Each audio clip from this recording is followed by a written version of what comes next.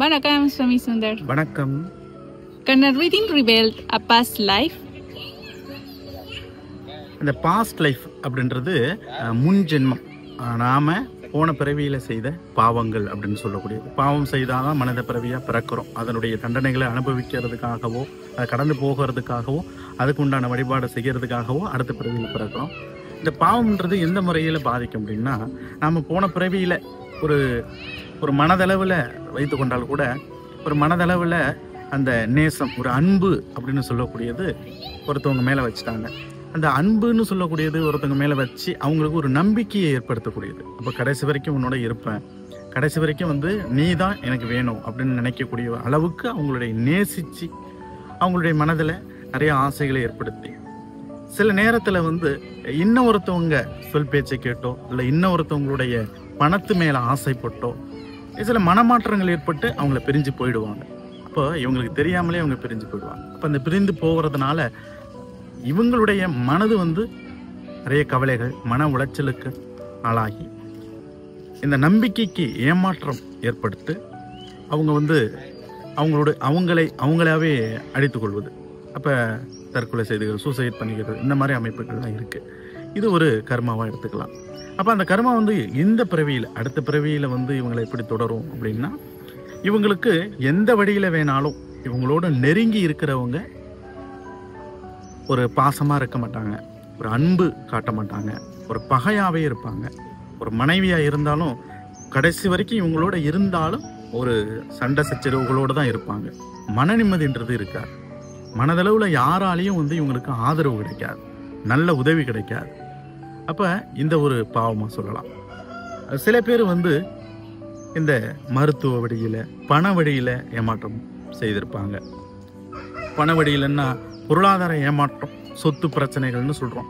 இந்த சொத்து பிரச்சனைகள் அப்படின்றது முன் ஜென்மத்தில் நாம் சில பேருடைய தன்னுடைய உடன் பிறந்தவங்களோ இல்லை சில ஏழை மக்களுடைய நிலங்களை நாம் அபகரிச்சிருப்போம். அந்த பாவங்கள்ன்றது தொடரும். அவங்க விட்ட சாபங்கள் அப்படின்றது இருக்கும், அவங்களுடைய மன உளைச்சல்கள் இருக்கும்.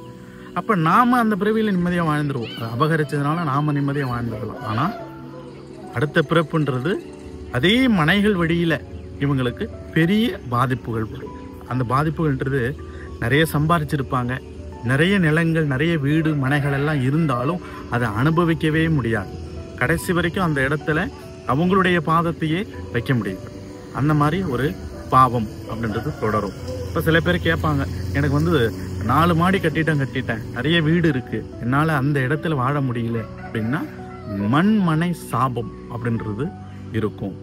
இவர் நிறைய இடங்கள்லாம் இருக்குது, அது விற்க முடியாமல் போகுது அப்படின்னா பொருளாதார வளர்ச்சின்றது இருக்காது. அப்போ முன் ஜென்மத்தில் இந்த பூமி வழியிலேயே மற்றவங்க மனசை ஏமாற்றி மற்றவங்களுடைய சாபம் வாங்கினதுனால இந்த பிறப்பில் அவங்களுடைய அந்த மண் மனைகள்லாம் இருந்தாலும் அசையா சொத்துக்கள் அசையாமலே இருக்கும். அதுதான் அப்படின்றது உண்டு.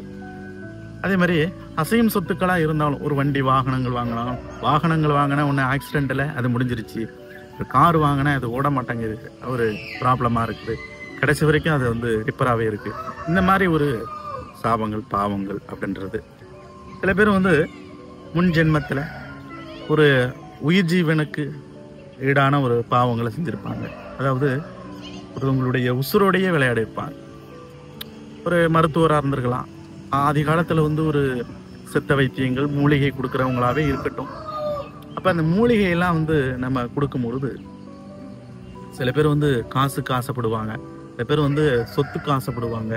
நிறைய பேருக்கு தொழிலை வளர்க்கணுன்ற ஆசைகள் இருக்கும். ஆனால் அந்த தொழில் திறமைகளில், அந்த தொழிலில் இருக்கக்கூடிய அந்த சரியான முறையில் அந்த மருந்துகளை கொடுக்காம இருந்திருப்பாங்க. அதாவது பணம் மட்டும் கிடைச்சா போதும், அந்த பொருளை எப்படி வேணாலும் கொடுக்கலாம் அப்படின்றதுனால ஒரு அளவுக்கு அதிகமான ஒரு குறிப்பிட்ட நாள் இல்லாமல் அதிக நாள் மருந்து சாப்பிட்ற மாதிரியோ, எனக்கு பணம் வேணும் அப்படின்றதுக்காக அதிக நாள் தொடர்ந்து அடுத்த மாதம் வாங்க இந்த மாதிரி மருந்துகள் நிறைய கொடுத்துருப்பாங்க. அப்போ அந்த மருந்துகள்லாம் உடல் நலத்துக்கு போகும்போது நிறைய பாதிப்புகள் ஏற்படும். அவங்க தேக ரீதியாக நிறைய நோய்க்கு அடிமையாவாங்க.